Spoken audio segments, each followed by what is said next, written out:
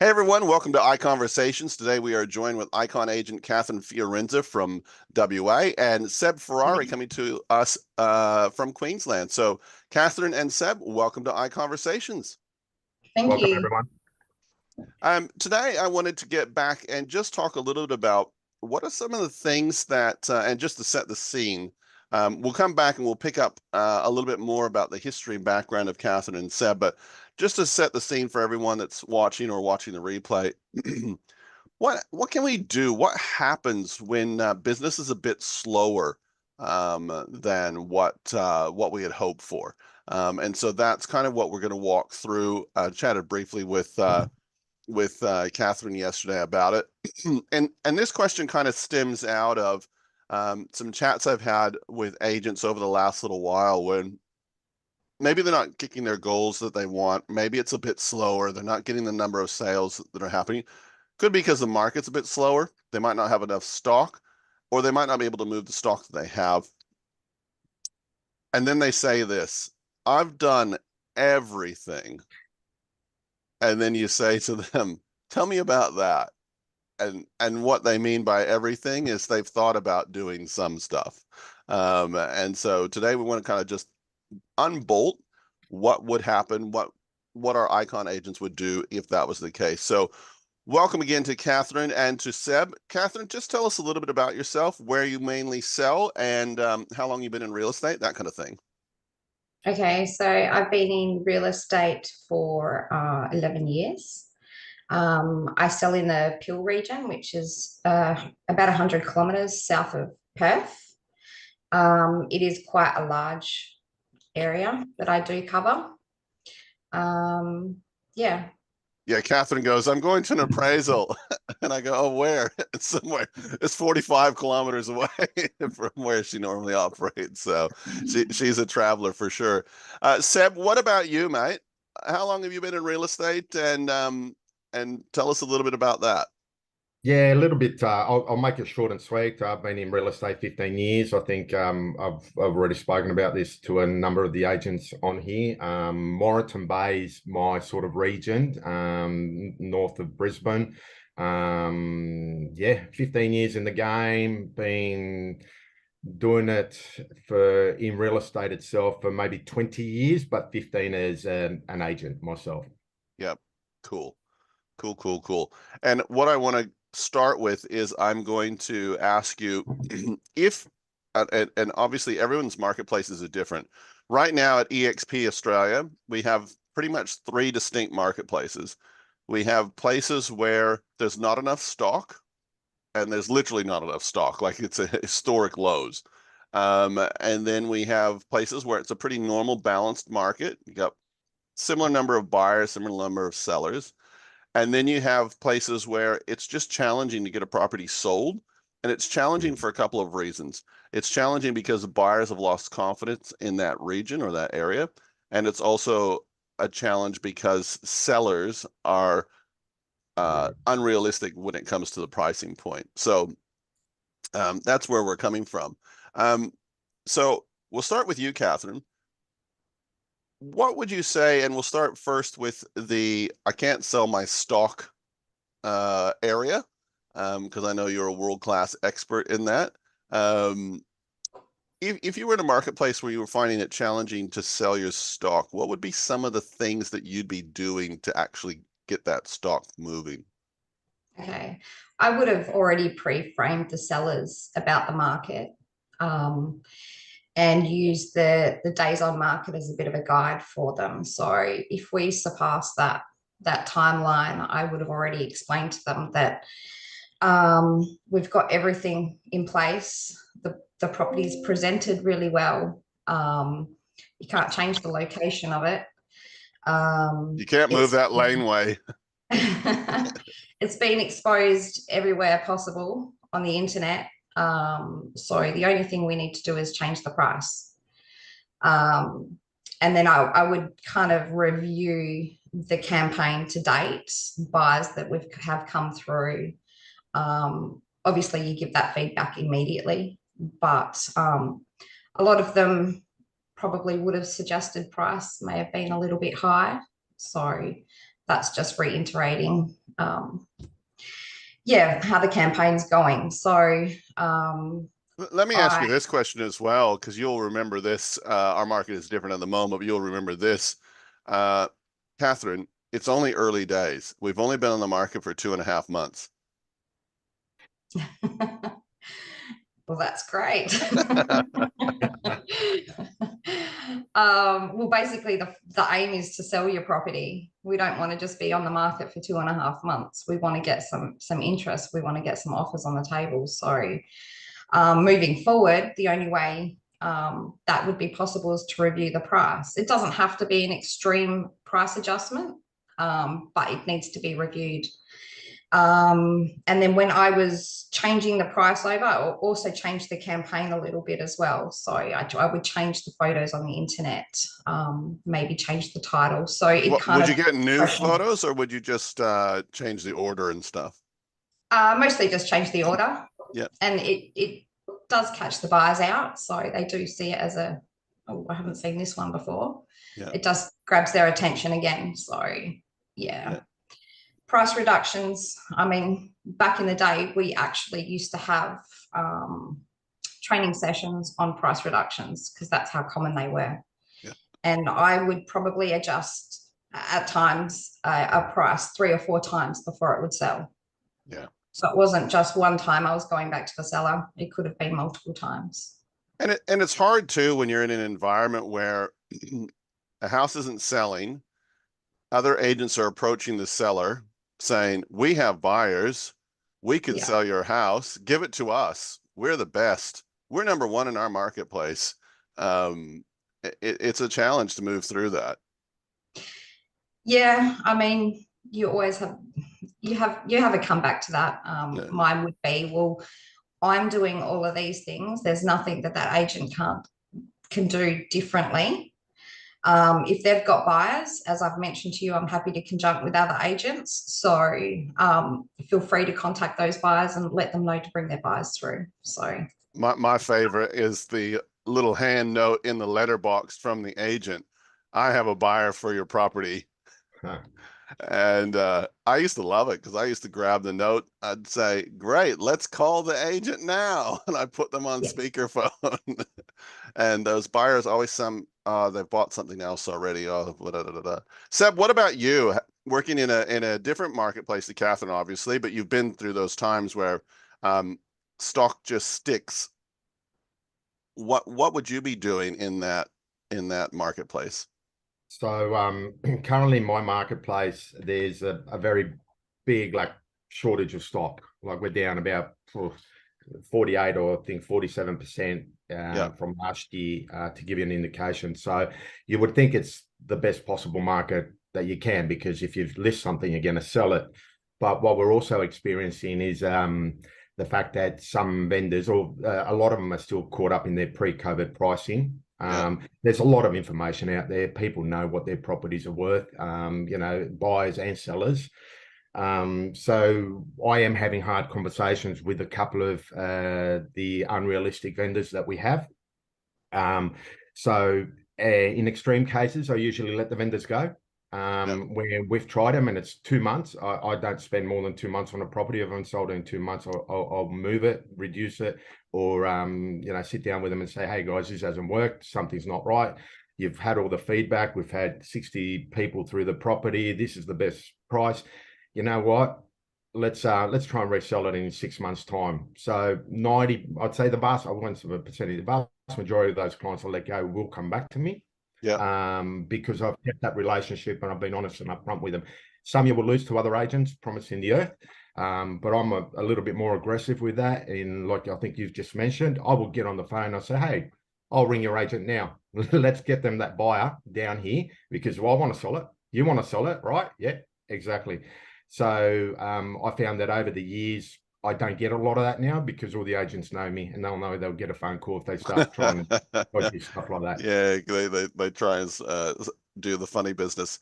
Let's flip, because I think most agents can survive in a normal market. Well, so you got an equal amount of buyers and sellers, but what about when stock is hard to come by?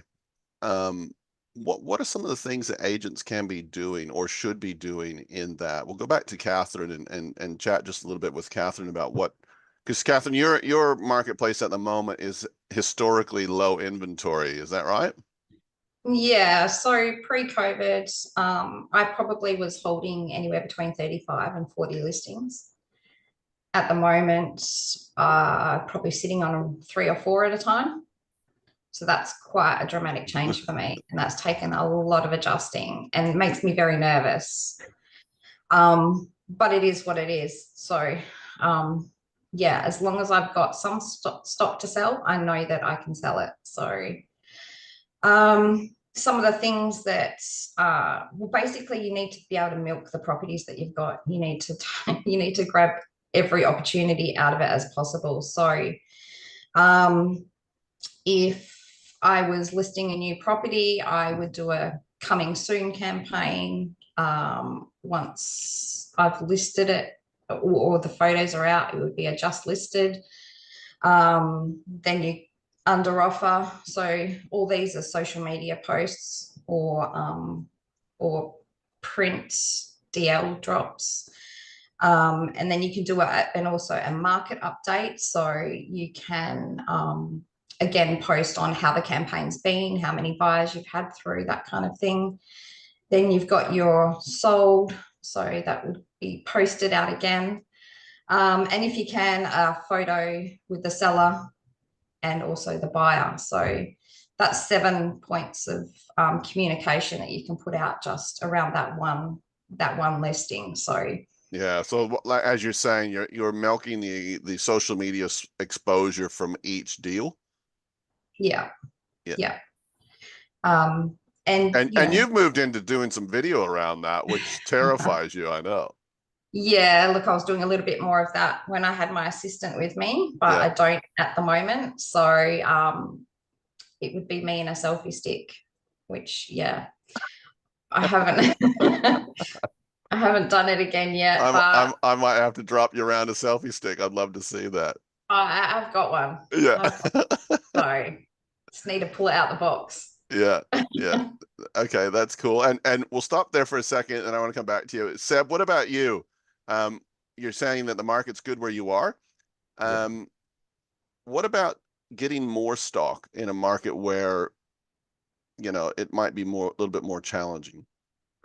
So what I'm finding is like the stock market is the amount of stock is very low. So we're stuck in that bottleneck because the people that want to sell say, well, okay, if I sell, where am I going to go?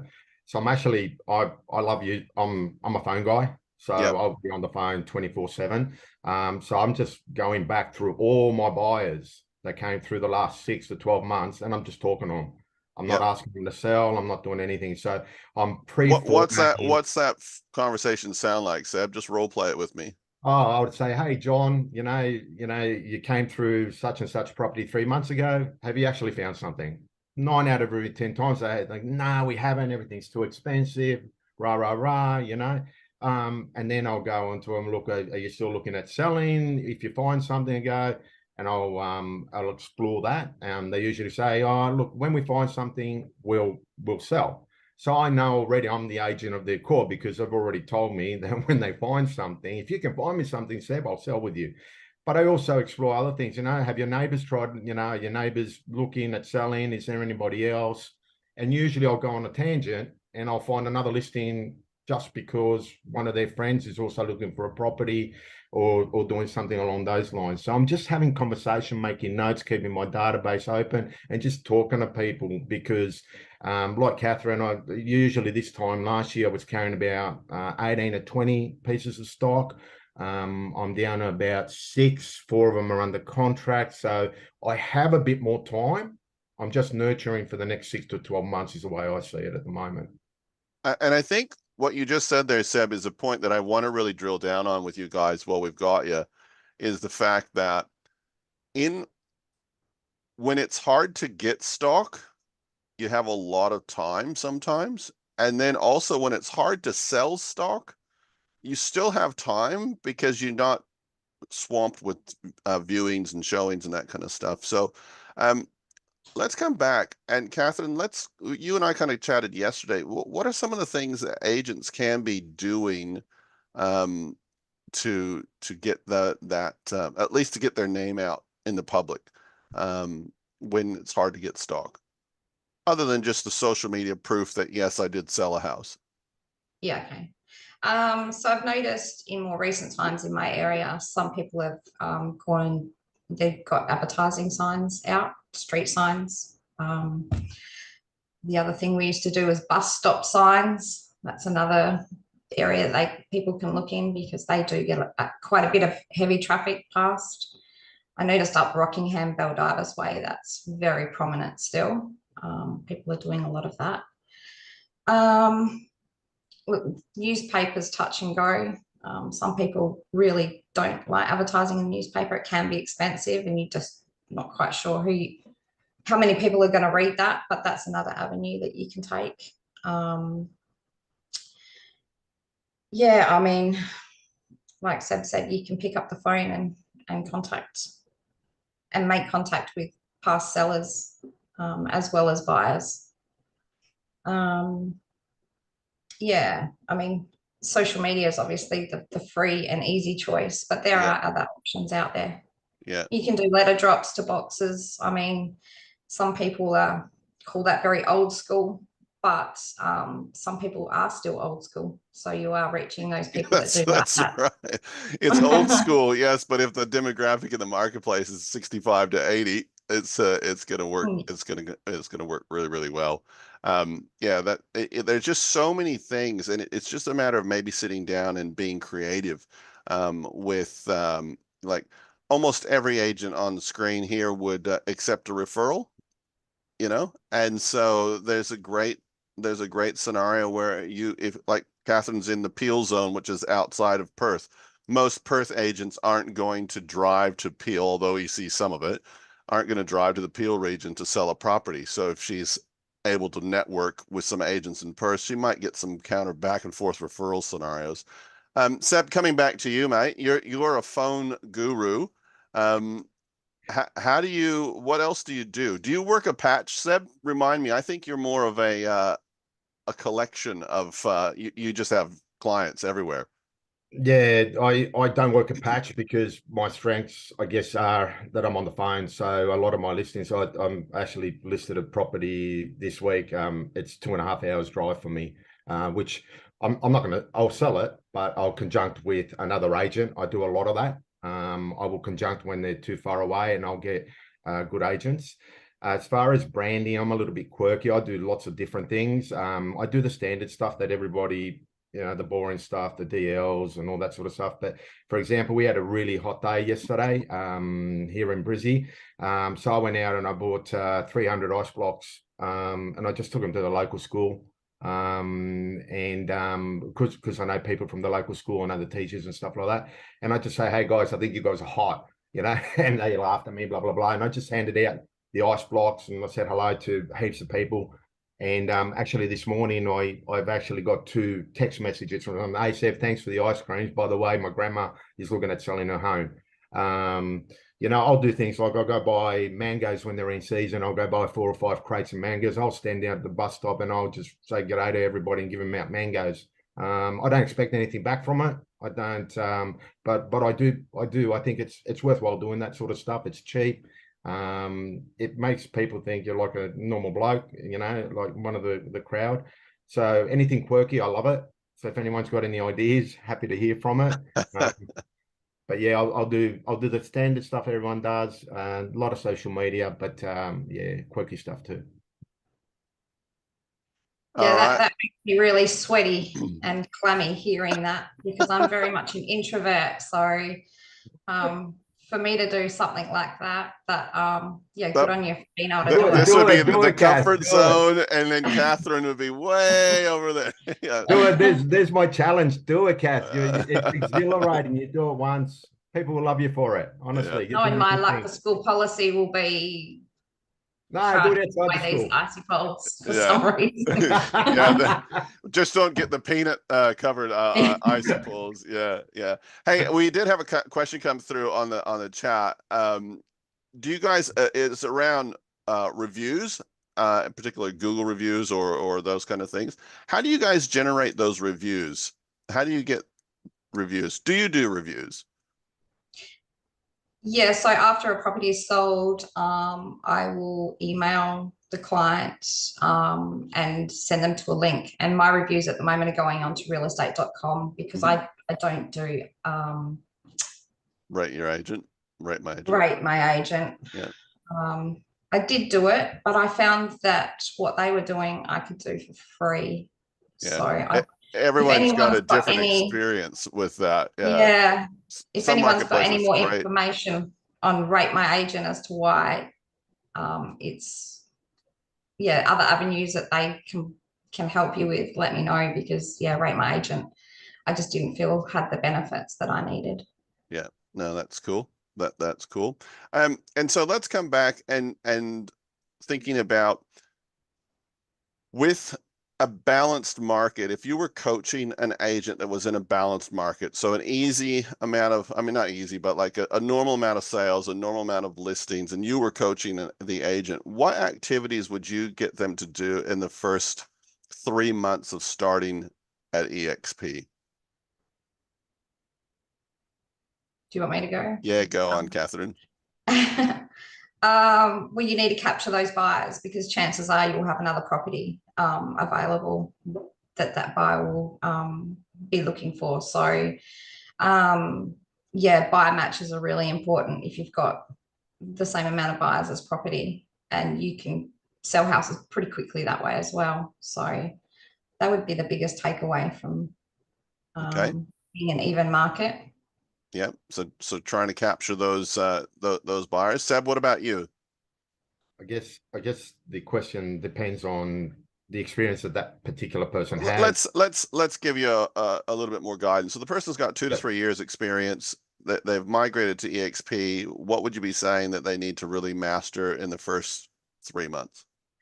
Get on the phone and let everybody know you made this amazing change, that you're still here to help them, and just have that conversation with every single person that they know, get their database in place, and then get all their marketing into gear so that when he or she are talking to their clients, they now have a brand behind them.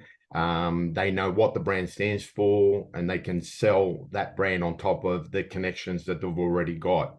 Once they've done that, which usually takes about 1 or 2 weeks, then it's a matter of putting in the normal runs on the road, like, door knocking, if that's your thing. Go and door knock the people that you want, your patch, if you want to choose a patch, and just start talking to people and saying hello to them, building that database, just the basic step. Nothing's changed in our game. I think I've been doing it for 15 plus years.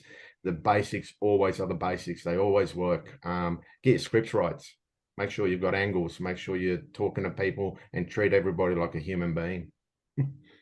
Yeah, I think that's really, really important. The basic skills. I was chatting when I was chatting to Catherine yesterday, we're just talking about, when I'm talking to agents and they're a bit frustrated, they don't have the stock levels that they want or whatnot. And I just ask them to tell me what they've been doing.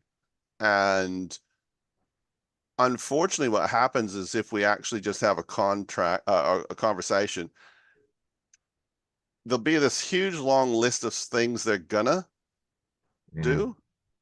And then when we compare that with a list of actuals, it's not as long. And so, I'm gonna order some DL flyers. I'm gonna do some notice to residents. I'm gonna do some phone calling. But the same person will say, I've done everything I can do to get a listing, with the exception of the actual doing of the work. Other than that, and if you put out a couple hundred flyers, that's not everything you can do. That there is so much more that can be done. And take it as a challenge. Those of you that are, I know occasionally I get messages from people in different states, hey Rob, how do I do this or whatever. Sometimes you just got to take accountability, and you just got to make a simple to-do list and go, cool, by Friday I'm doing this. Set yourself some targets and some deadlines. Catherine, moving forward in the next couple of months, how do you see the market in your zone changing? I actually can't foresee much of a change. I think it's going to stay very much the way it is. Yep. Yeah, I still think stock will be very low. Pricing, I still see that going up just a little bit. I don't see that staying exactly where it is. I mean, it's very obvious the properties that are overpriced now is because they're on the market for more than 20 days. So It's like I always say to the agents in WA, this is the best prices ever achieved in WA since Noah got off the ark. And if you can't sell the house now, there's a problem. yeah, and I mean, there's at the moment there's a buyer for every property, so I think that will stay the same. I mean, I've sold properties recently to buyers that have been looking for 18 months for a property. So yeah, there's a lot of buyers out there that just can't find anything, and a lot of sellers that are hesitating about selling, whether they want to downsize, upsize, whatever it might be. Again, yeah, they're nervous because they've got nowhere to go. So Yeah, there's a lot of psychology in West Australian market at the moment because most people you deal with are dealing with fear at some level.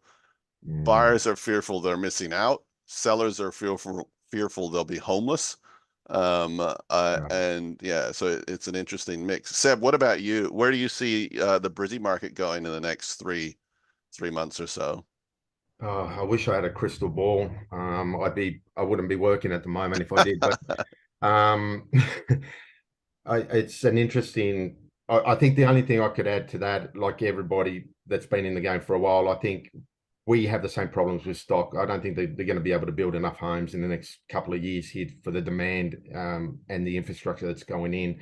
As far as pricing goes, I think the Reserve Bank may dictate a little bit of that. I mean, if the economy and our clowns in the government at the moment do silly things, we might get inflation still going through the roof. That 0.5%, I think, will kill the market completely. But that's out of our control. We don't know what's going to happen there. But as far as property, the stock levels are just going to continue to be a problem.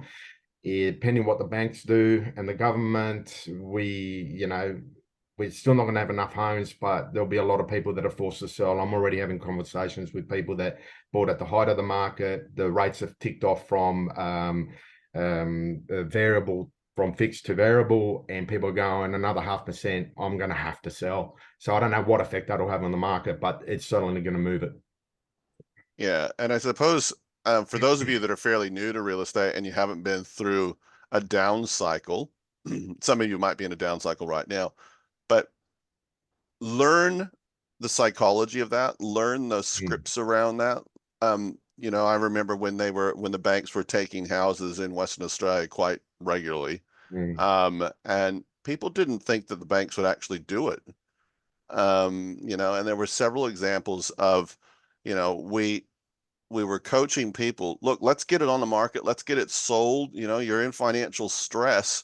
And they're like, oh, no. And the next thing, gone. The bank took it. I can remember one property in particular, we had one of our agents had it open on the weekend, got an offer. Oh no, we want $5,000 more. The bank took it on Monday. Like it was like, what are you trying and then it took 9 months for the property to come back on the market and it sold for 40 grand less. So they actually end up owing property. So I'm just saying, if you're an agent and you're working in an area where it is that hit and miss, or people are having that financial stress conversation, like what Seb's talking about, just work with them. Try and get them to get a property sold for a profit rather than have the bank take it. That kind of stuff. All right. So yeah, go on, Catherine. That's the best part about this market is if they do have that second property. I had one yesterday.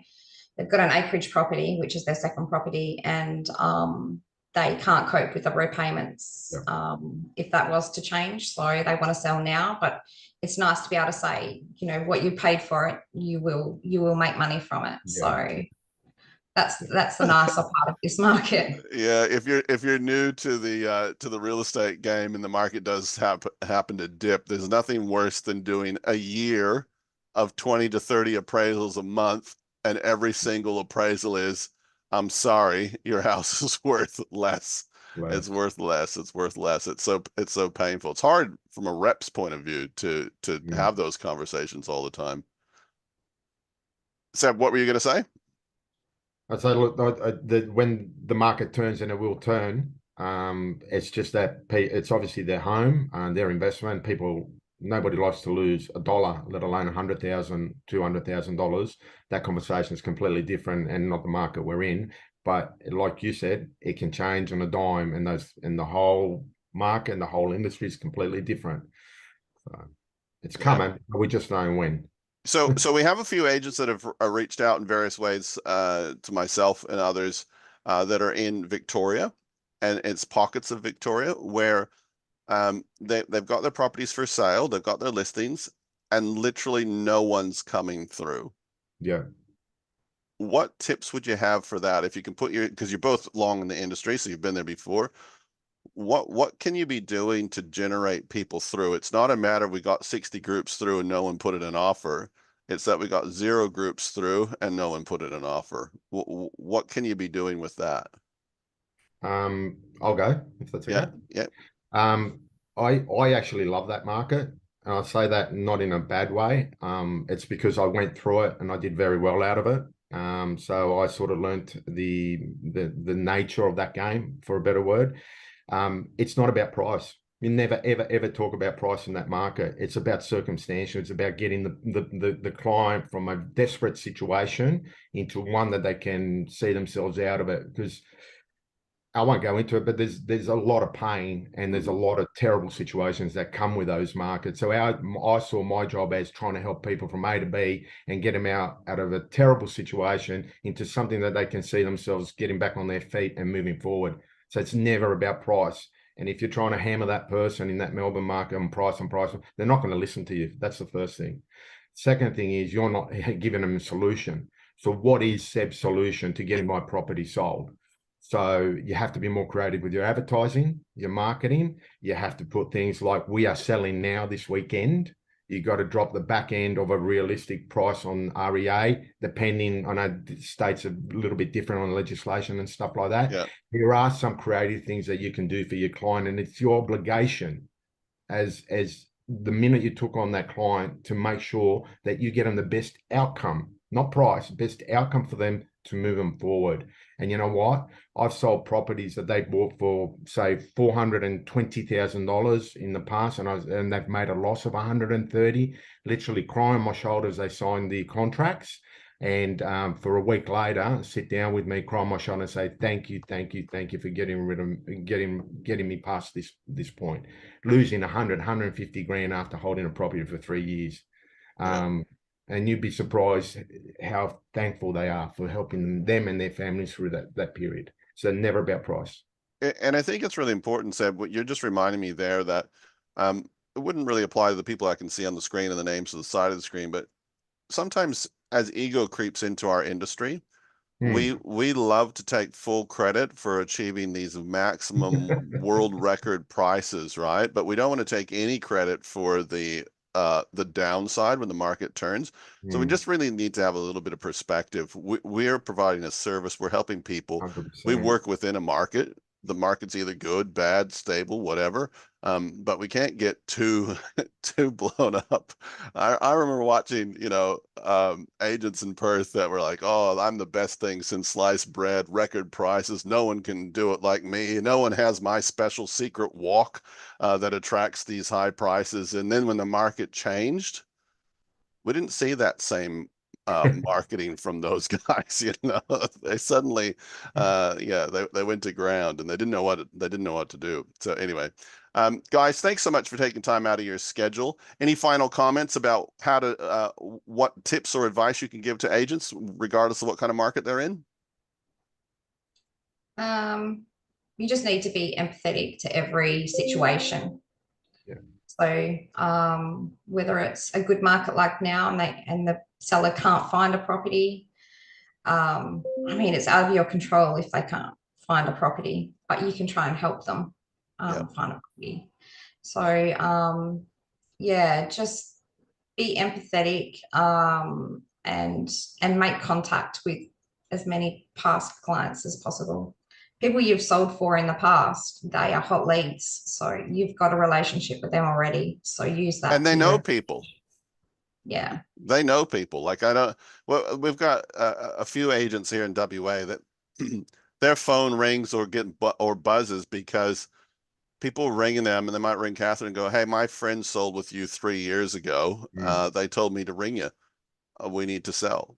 That's beautiful. You know, that's a beautiful thing. Seb, any final comments from yourself? Just for those that are doing it a little bit tough, if something's not working, change it. Reach out, ask for help, change, just shift. And just remember, if it's a rainy day today, the sun will always come up tomorrow. And Seb will be there with ice creams when it gets too hot. That's what Oh, I bloody do. oath.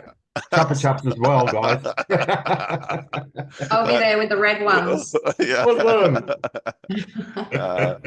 Hey guys, thanks so much for taking time out of your schedule to be with us today, and we hope you got something out of the iConversations chat today. We look forward to seeing you next week. Thanks, everyone. Thank you. Bye.